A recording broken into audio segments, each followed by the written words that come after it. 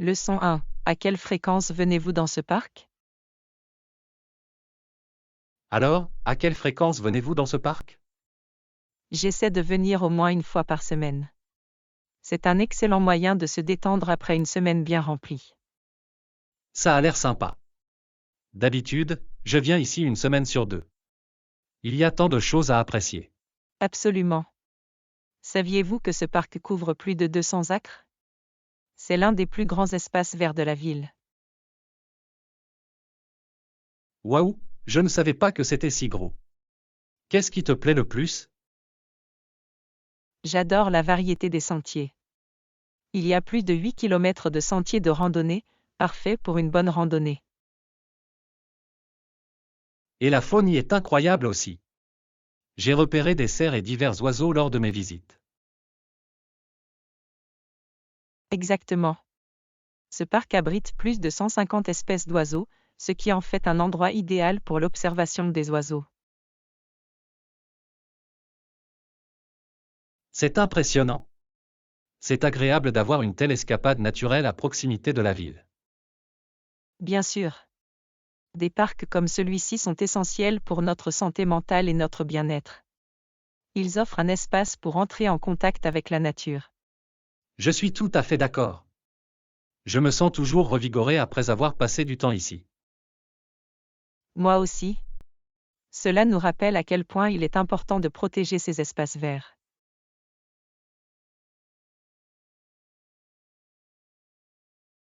Leçon 2. Est-ce que vous aimez manger? Vous êtes-vous déjà demandé à quel point la nourriture apporte de la joie dans nos vies? Absolument. Saviez-vous que le goût est l'un de nos 5 sens et qu'il joue un rôle important dans notre plaisir de manger? C'est vrai.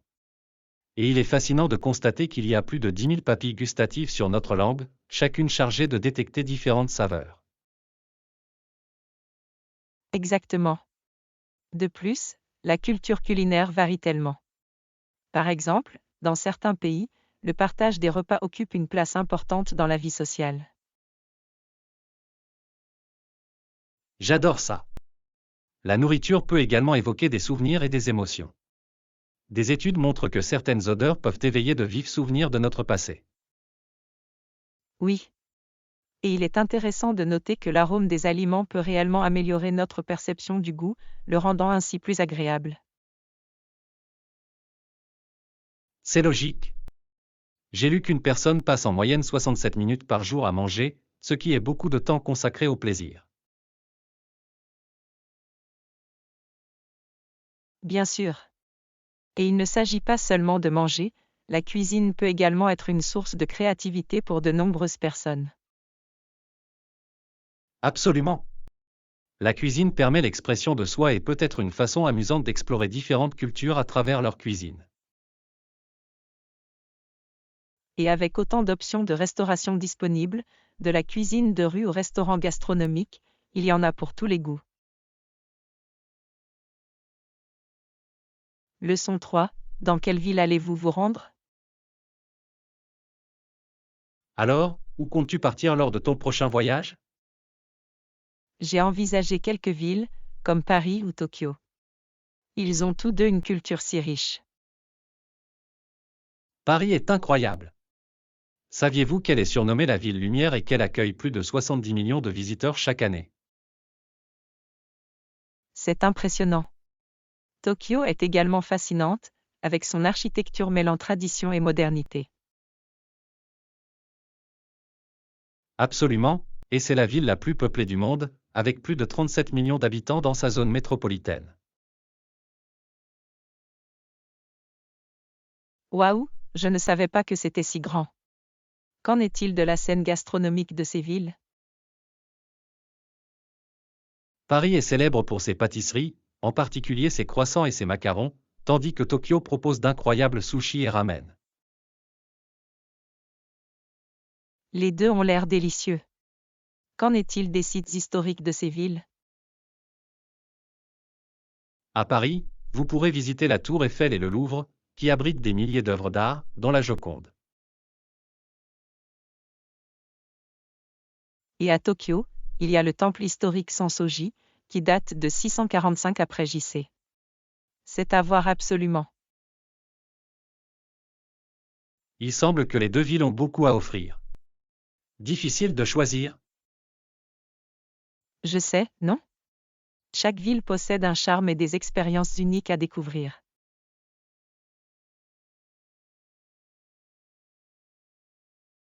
Leçon 4. Nourriture à acheter au supermarché. Avez-vous déjà réfléchi à la manière de naviguer efficacement dans un supermarché? Absolument. Il y a tellement de choix que cela peut être écrasant. Saviez-vous qu'un supermarché propose en moyenne plus de 30 000 produits? Waouh, c'est beaucoup. Et il est important de savoir ce qu'il faut rechercher. Exactement. Les produits frais sont essentiels. Les fruits et les légumes regorgent de vitamines et de minéraux. J'ai lu que la consommation d'une variété de fruits et de légumes colorés peut réduire le risque de maladies chroniques. Oui. Et n'oubliez pas les grains entiers. Ils fournissent des fibres et des nutriments essentiels. J'ai également entendu dire que les protéines maigres sont importantes pour la santé musculaire. Exactement. Les aliments comme le poulet, le poisson et les légumineuses sont d'excellentes options. Et qu'en est-il des produits laitiers? Je sais que c'est une bonne source de calcium. Oui. Les produits laitiers faibles en gras ou sans gras peuvent aider à maintenir des os solides. Il semble que faire des choix éclairés puisse avoir un impact réel sur notre santé. Absolument. De plus, comprendre les étiquettes peut vous aider à éviter les aliments transformés riches en sucre et en sodium. Leçon 5. Voulez-vous jouer à un jeu vidéo? Et, tu veux jouer à un jeu vidéo? Bien sûr. Saviez-vous que l'industrie du jeu vidéo vaut plus de 159 milliards de dollars? C'est incroyable. Et ça augmente chaque année, non? Absolument.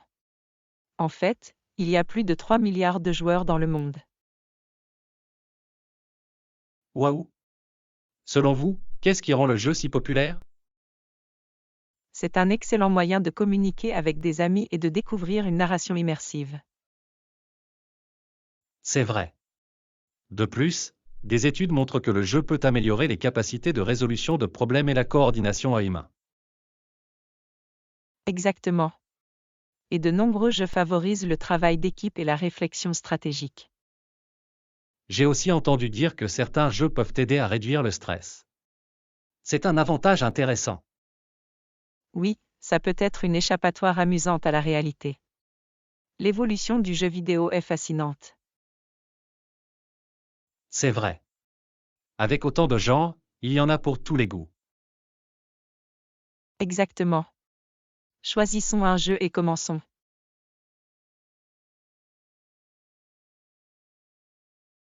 Leçon 6. Comment devons-nous promouvoir notre plan marketing? Alors, comment pensez-vous que nous devrions promouvoir notre plan marketing?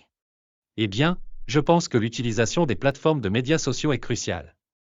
Plus de 4,5 milliards de personnes utilisent les réseaux sociaux dans le monde. C'est un public énorme. Selon vous, sur quelle plateforme spécifique devons-nous nous concentrer? Les plateformes comme Instagram et Facebook sont idéales pour le contenu visuel, tandis que LinkedIn est parfait pour le marketing B2B. Intéressant. J'ai également lu que le marketing par email a un retour sur investissement de 42 $ pour chaque dollar dépensé. C'est impressionnant. Absolument. L'élaboration de campagnes par email ciblées peut réellement stimuler l'engagement auprès de notre public. Et qu'en est-il du marketing de contenu? J'ai entendu dire que c'est essentiel pour renforcer la notoriété de la marque. Oui, le marketing de contenu génère 3 fois plus de prospects que les méthodes de marketing traditionnelles, ce qui est significatif. C'est logique. Nous devrions également envisager des partenariats avec des influenceurs pour toucher un public plus large, n'est-ce pas? Absolument. Le marketing d'influence peut générer un retour sur investissement jusqu'à 11 fois supérieur à l'investissement, ce qui est très efficace. Waouh, ça devient passionnant. Il semblerait que nous ayons de nombreuses options intéressantes à explorer. Bien sûr. Avec les bonnes stratégies, nous pouvons vraiment faire ressortir notre plan marketing. Leçon 7. Équilibre entre vie professionnelle et vie privée. Avez-vous remarqué combien de personnes éprouvent des difficultés à trouver un équilibre entre vie professionnelle et vie privée ces derniers temps? Absolument.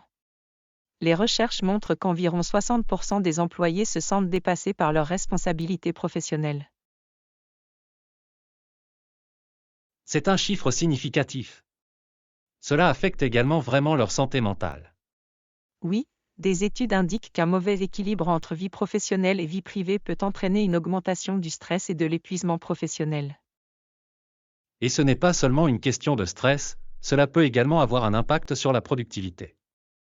Exactement. Les entreprises qui favorisent un équilibre sain entre vie professionnelle et vie privée constatent une augmentation de 20% de la productivité de leurs employés. Waouh, c'est impressionnant. Quels sont les signes courants d'un mauvais équilibre entre vie professionnelle et vie privée? Certains signes incluent une sensation de fatigue constante, la négligence des relations personnelles et des difficultés à déconnecter du travail. Cela semble être une situation difficile. Mais pourquoi est-il si important de régler ce problème? Il est essentiel de trouver un équilibre entre vie professionnelle et vie privée, car cela peut améliorer le bien-être général et rendre les employés plus heureux et en meilleure santé. C'est logique. Une vie équilibrée peut également entraîner une meilleure satisfaction au travail. Absolument. Lorsque les employés se sentent équilibrés, ils sont plus engagés et motivés au travail.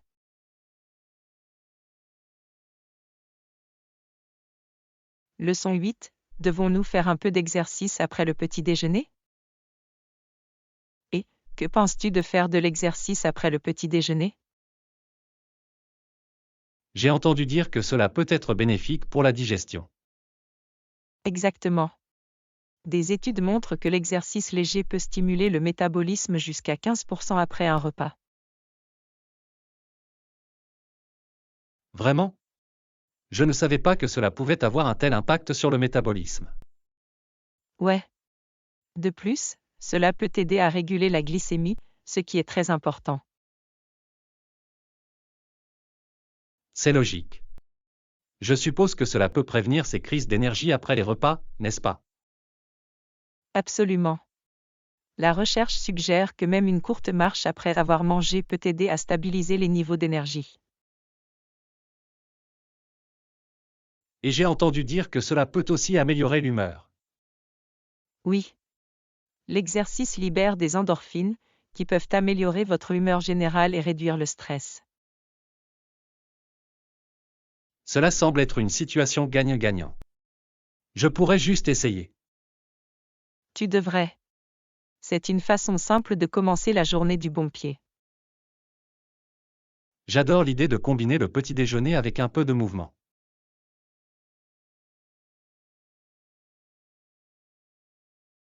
Leçon 9. Arriverons-nous à Paris avant midi? Alors, penses-tu que nous arriverons à Paris avant midi? Eh bien, cela dépend de plusieurs facteurs, comme notre heure de départ et les conditions de circulation. C'est vrai? J'ai lu que le temps de trajet moyen de Londres à Paris en train est d'environ 2h15. Exactement. Et si nous partons tôt, nous pouvons éviter l'heure de pointe matinale, ce qui peut prolonger notre trajet. C'est logique. De plus, les trains Eurostar sont réputés pour leur ponctualité, avec un taux de ponctualité d'environ 90%. Oui, et il faut également tenir compte du temps qu'il faut pour se rendre à la gare et passer le contrôle de sécurité. C'est vrai? Si nous prenons en compte environ 30 minutes pour cela, tout devrait bien se passer tant que nous partons à 8h du matin. Exactement. Donc, si nous nous en tenons à notre emploi du temps, nous devrions absolument arriver à Paris avant midi. J'ai hâte. Ce serait chouette d'explorer la ville juste après notre arrivée. Absolument. Pensez à tous les sites que nous aurons l'occasion de voir. Leçon 10. J'aimerais acheter des boissons. Hey, tu penses aller prendre un verre? Qu'est-ce que tu choisis habituellement? D'habitude, je m'en tiens à l'eau, mais j'adore aussi essayer de nouveaux jus. L'eau est très importante, non? Elle représente environ 60% de notre corps. Exactement. Rester hydraté peut améliorer les niveaux d'énergie et la santé en général. J'ai lu que les jus de fruits peuvent apporter des vitamines essentielles, comme la vitamine C des oranges. C'est vrai? Mais il est bon de surveiller la teneur en sucre de certains jus. Oui, et les sodas peuvent être amusants, mais ils contiennent souvent beaucoup de sucre et n'ont aucune valeur nutritive. Exactement. Il est intéressant de constater que certaines boissons peuvent être rafraîchissantes mais pas nécessairement saines. Bien sûr. Je pense que tout est une question d'équilibre et de savoir ce que l'on boit. Absolument. Et c'est toujours agréable d'essayer quelque chose de nouveau de temps en temps. Alors, tu penses à de l'eau, du jus ou peut-être un soda pour aujourd'hui? Allons-y pour un mix.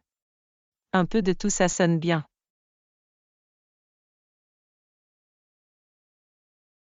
Leçon 11. Les sujets à étudier au cours de la prochaine année scolaire. Alors, avez-vous pensé au sujet à étudier l'année prochaine? J'en ai.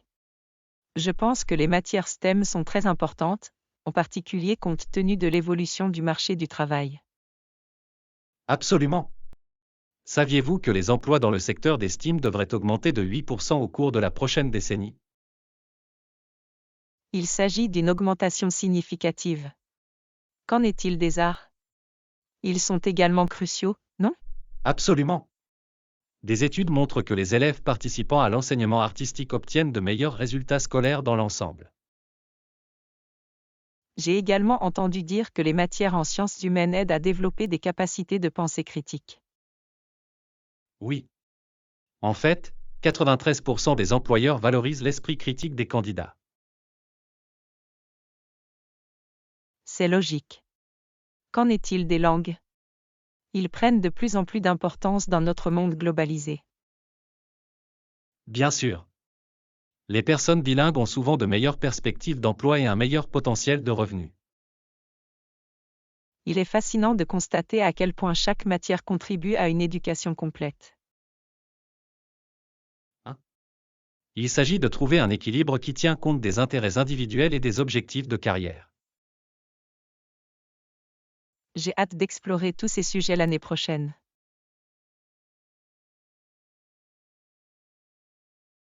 Leçon 12. Stratégie d'études. Et, avez-vous déjà réfléchi à la façon dont les stratégies d'études peuvent réellement avoir un impact sur les résultats scolaires? Absolument. J'ai lu quelque part que les étudiants qui utilisent des techniques d'études efficaces peuvent améliorer leurs notes jusqu'à 30%. C'est impressionnant. Quelles sont certaines de ces techniques? Une méthode populaire est la technique Pomodoro, qui consiste à étudier pendant 25 minutes, puis à faire une pause de 5 minutes. J'en ai entendu parler. Cela aide à rester concentré et à réduire l'épuisement professionnel, non? Exactement. Et il existe également un rappel actif, qui vous permet de vous tester sur le matériau au lieu de simplement le relire. Cela semble efficace. C'est comme interagir avec le contenu au lieu de le consommer passivement. Oui. La recherche montre qu'un rappel actif peut améliorer la rétention des informations. Qu'en est-il des environnements d'études? J'ai entendu dire qu'ils peuvent également influencer les performances. Tu as raison. Une étude de l'Université de Californie a révélé qu'un espace calme et sans encombrement peut stimuler la concentration et la productivité. C'est fascinant. Il est logique de créer un environnement propice à l'apprentissage. Absolument. Les bonnes stratégies et le bon environnement peuvent faire une énorme différence dans la réussite scolaire.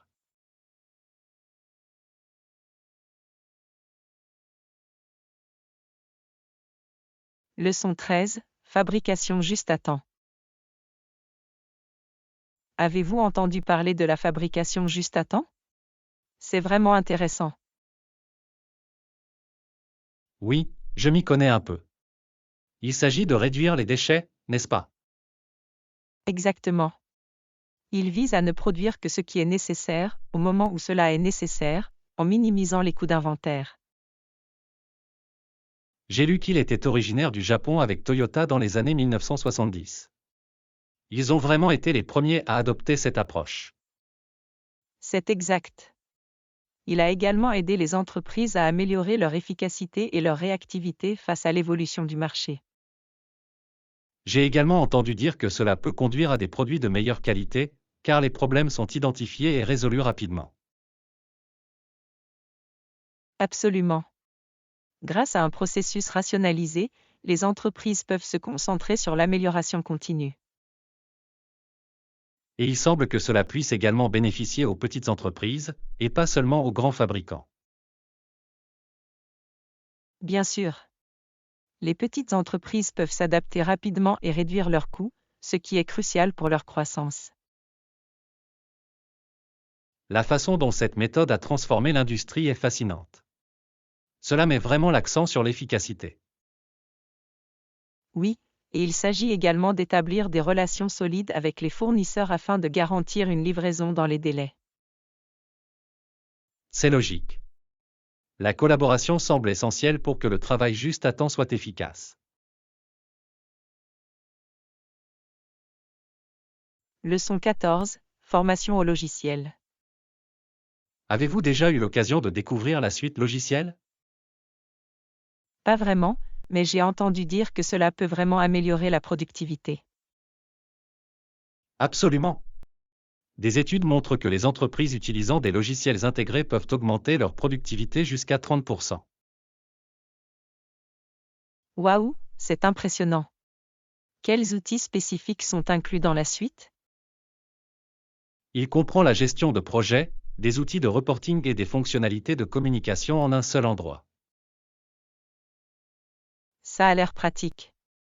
En quoi cela contribue-t-il au travail d'équipe? En centralisant tout, les membres de l'équipe peuvent collaborer en temps réel, ce qui réduit les problèmes de communication. J'ai compris. Cela peut donc vraiment rationaliser notre flux de travail. Exactement. De plus, le suivi des progrès devient beaucoup plus facile, ce qui peut améliorer les résultats des projets. C'est logique. Je peux voir à quel point la maîtrise de ces outils peut vraiment faire la différence. Bien sûr. Les entreprises qui investissent dans la formation à leur logiciel obtiennent un retour sur investissement significatif. J'ai hâte d'en savoir plus à ce sujet. Cela semble changer la donne.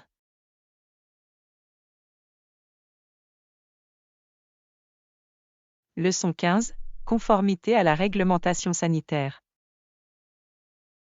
J'ai beaucoup entendu parler de respect des règles sanitaires ces derniers temps. Quelle est son importance réelle dans notre domaine? C'est extrêmement important. Je me souviens d'un cas où un petit oubli dans le stockage des médicaments a entraîné un grave incident. Un patient a reçu le mauvais dosage parce que les médicaments n'étaient pas conservés conformément à la réglementation. Cela semble alarmant. Que s'est-il passé ensuite? Heureusement, le personnel l'a compris à temps, mais cela a souligné à quel point la conformité est cruciale. Selon la commission mixte, 80% des erreurs médicales graves sont liées à une mauvaise communication lors des transferts de patients, souvent en raison du non-respect des protocoles. Waouh, je ne savais pas que les statistiques étaient si élevées. Comment garantissez-vous la conformité dans votre département? Nous organisons régulièrement des sessions de formation et des audits. Par exemple, nous avons récemment eu un audit surprise, qui a été un signal d'alarme pour tout le monde. Nous avons identifié plusieurs domaines dans lesquels nous pourrions améliorer nos pratiques. C'est logique. L'audit a-t-il entraîné des changements importants? Absolument.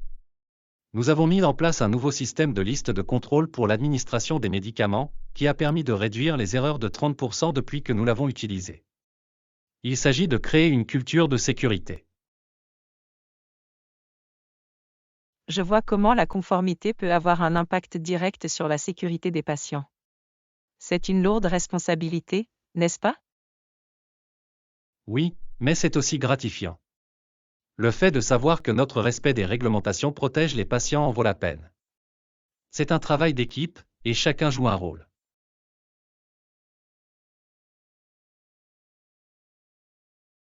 Leçon 16, des expériences d'apprentissage innovantes.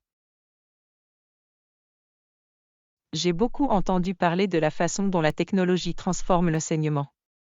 Avez-vous déjà utilisé des outils d'apprentissage innovants? Absolument. J'ai récemment utilisé une application de réalité virtuelle pour un cours d'histoire. Cela m'a permis d'explorer les civilisations anciennes d'une manière que les manuels scolaires n'auraient jamais pu. Ça a l'air incroyable. Cela vous a-t-il aidé à mieux comprendre le contenu? Absolument. Une étude de l'Université du Maryland a montré que les étudiants utilisant la réalité virtuelle obtenaient des résultats 20% plus élevés au test que ceux utilisant des méthodes traditionnelles. Waouh, je peux voir en quoi cela rendrait l'apprentissage plus intéressant. Y a-t-il eu des difficultés que vous avez rencontrées?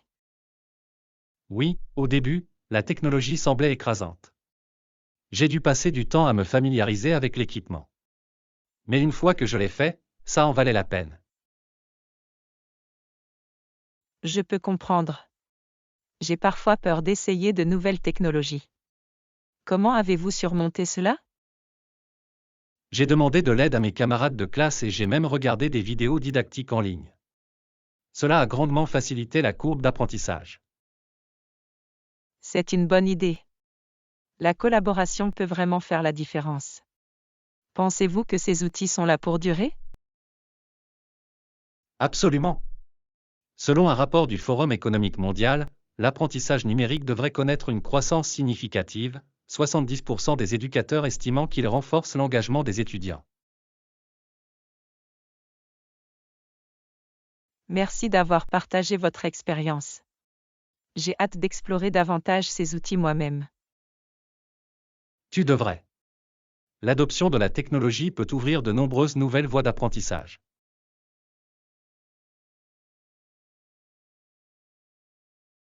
Leçon 17, activité au camping. J'ai entendu dire que tu étais allé camper le week-end dernier.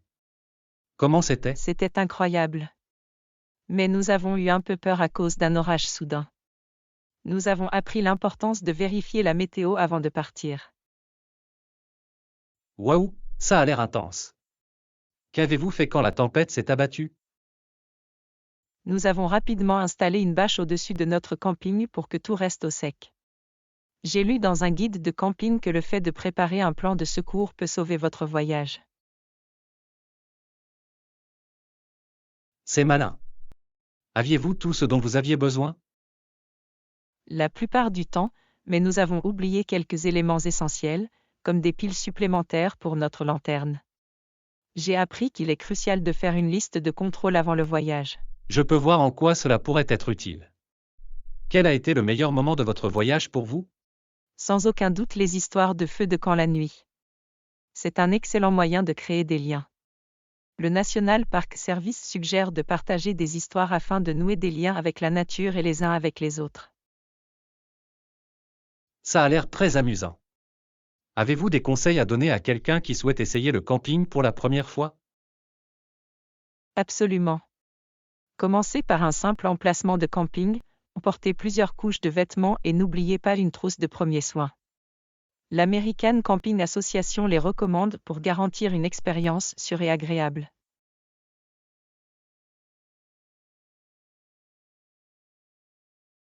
Leçon 18. Quand vas-tu dormir ce soir? Je ne suis pas encore sûr, mais j'ai lu que les adultes devraient viser 7 à 9 heures de sommeil par nuit. C'est exact. Le sommeil est essentiel à notre santé et à notre bien-être en général. Exactement, le manque de sommeil peut entraîner des problèmes tels qu'une diminution de la concentration et des sautes d'humeur. Et saviez-vous que la privation chronique de sommeil peut augmenter le risque de graves problèmes de santé? Oui, j'ai lu que cela pouvait même affecter votre système immunitaire et votre santé cardiaque. C'est fascinant de constater à quel point le sommeil est important. C'est comme un bouton de réinitialisation pour notre corps. Absolument. De plus, un sommeil de qualité peut également améliorer votre mémoire et votre créativité. Je devrais probablement commencer à me détendre plus tôt ce soir alors. Qu'en est-il de vous? Je pense que je vais essayer de me coucher à 10 heures. C'est le bon moment pour recharger vos batteries pour le lendemain. Ça a l'air d'être un plan. Le sommeil fait vraiment la différence. Bien sûr. Passez une bonne nuit de sommeil. Leçon 19. Notre plan de fin de semaine. Alors, quels sont les plans pour le week-end? Vous avez prévu quelque chose d'excitant? Absolument. Je pense faire de la randonnée. Saviez-vous que la randonnée peut réduire le niveau de stress? Ça a l'air génial. J'ai lu que passer du temps dans la nature peut améliorer considérablement votre humeur. Exactement. En plus, c'est un bon entraînement. Une randonnée de 30 minutes peut brûler environ 200 à 400 calories, selon l'intensité. Waouh, je ne savais pas que ça brûlait autant de calories. Quel sentier comptes-tu emprunter? Il y a un magnifique sentier à proximité qui offre une vue imprenable sur les montagnes. C'est une boucle d'environ 8 km. Ça a l'air incroyable. Je pourrais me joindre à vous. J'ai entendu dire que la randonnée peut également améliorer la créativité. Oui, des études montrent que passer du temps à l'extérieur peut améliorer la résolution créative de problèmes jusqu'à 50%. Voilà une bonne raison de sortir. Qu'avez-vous prévu d'autre pour le week-end? Je voudrais également visiter cette nouvelle exposition d'art au centre-ville. L'art peut susciter la joie et inspirer la créativité. J'adore cette idée. De plus, la visite de galeries peut aider à soutenir les artistes et la culture locaux. Exactement. S'intéresser à l'art et à la culture est un excellent moyen de se détendre et d'apprendre quelque chose de nouveau.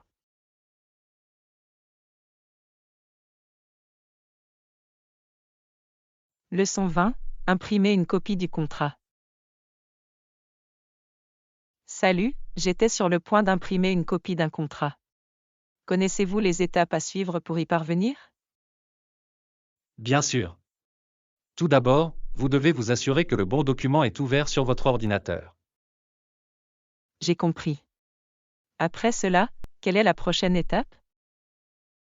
Ensuite, vous devez vérifier les paramètres de votre imprimante pour vous assurer que tout est correctement configuré.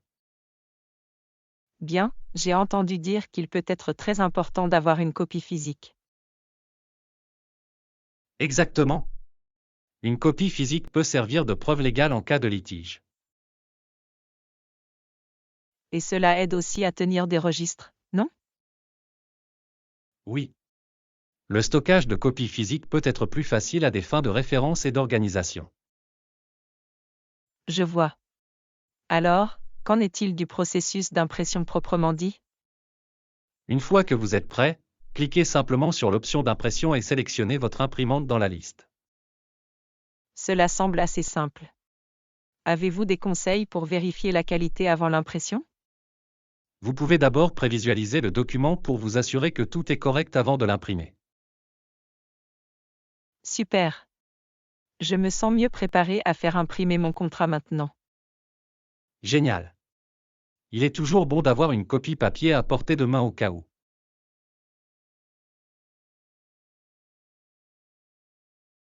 Leçon 21. Calendrier du projet. Alors, avez-vous déjà pensé à quel point la planification des projets est cruciale pour réussir? Absolument. Un calendrier bien structuré peut améliorer l'efficacité et maintenir tout le monde sur la bonne voie. Il est intéressant de constater que des études montrent que les projets dont les délais sont clairs ont 30% plus de chances d'être achevés à temps. C'est vrai. Et sans calendrier, les tâches peuvent facilement être négligées ou retardées, ce qui peut entraîner des dépassements de budget. Exactement. Les jalons sont des points de contrôle clés qui aident les équipes à mesurer leur progrès et à rester motivées. Et saviez-vous que l'utilisation d'un logiciel de gestion de projet peut améliorer la collaboration et la visibilité entre les équipes? Oui. Des outils tels que les diagrammes de Gantt permettent de visualiser les chronologies et les dépendances, ce qui facilite la gestion des tâches. De plus, des mises à jour régulières du calendrier peuvent aider à résoudre les problèmes avant qu'ils ne s'aggravent. Bien sûr. Un calendrier dynamique permet une flexibilité et des ajustements rapides en cas de besoin. Et tout cela contribue à augmenter le taux de réussite des projets, et c'est ce que nous visons.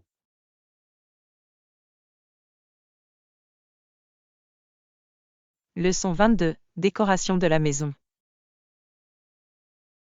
Avez-vous remarqué à quel point les tendances en matière de décoration intérieure évoluent ces derniers temps? Absolument. Il est fascinant de constater à quel point les gens s'orientent vers des matériaux plus durables aujourd'hui. J'ai lu que l'utilisation de bois recyclé peut réduire considérablement l'empreinte carbone. Et l'incorporation de plantes est également une tendance majeure. Il contribue à purifier l'air et à rendre les espaces plus sains. Exactement. Des études montrent que le fait d'avoir des plantes à l'intérieur peut améliorer l'humeur et la productivité. Et n'oubliez pas la psychologie des couleurs. Les couleurs peuvent avoir une grande influence sur la façon dont nous nous sentons dans un espace. Oui. Par exemple, les bleus et les verts peuvent créer un environnement calme et tranquille. Alors que les couleurs vives comme le jaune et l'orange peuvent dynamiser une pièce et encourager la créativité. C'est incroyable de voir à quel point l'on réfléchit à la création d'une maison confortable et accueillante. Absolument. Les touches personnelles, comme les photos de famille ou les souvenirs de voyage, font également une énorme différence. Et le meilleur, c'est que cela ne doit pas coûter une fortune. Les projets de bricolage peuvent être amusants et économiques. C'est vrai. Il existe une infinité d'idées en ligne qui inspirent la créativité et rendent la décoration agréable.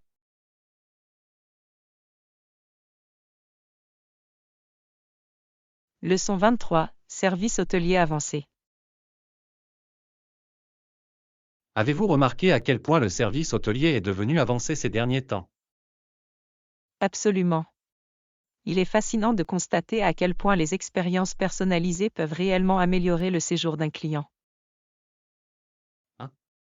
J'ai lu que les hôtels qui mettent l'accent sur un service personnalisé peuvent augmenter la satisfaction de leurs clients jusqu'à 20%. C'est logique. Un client satisfait est plus susceptible de revenir et de recommander l'hôtel à d'autres personnes. Exactement. Et ce n'est pas seulement une question de service, l'ambiance et les équipements jouent également un rôle important. Bien sûr. Saviez-vous que 70% des clients tiennent compte de la qualité des équipements de l'hôtel lorsqu'ils choisissent leur hébergement? Waouh, c'est un facteur important.